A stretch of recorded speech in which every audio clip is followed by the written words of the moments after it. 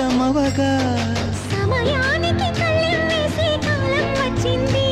ఆ స్వర్గానికి కొళ్ళెం తీసే మార్గం తెలిసింది కామునికే మైకం కమ్మే యాగం జరిగింది గోపాలునికే పాఠం చెప్పే యోగం దక్కింది ఆ పాల పుంతని మల వేసి వరించే ఈ పూల పుంతలో పులకింతలు పుట్టించే నీ రసికతకే వేస్తా నా ఓటు నా అలసటతో వేస్తా ఓటు చిన్నగా చిన్నగా చిన్నగా మది కన్నులు విప్పిన కన్నెగా నీ మగసిరికే వేస్తా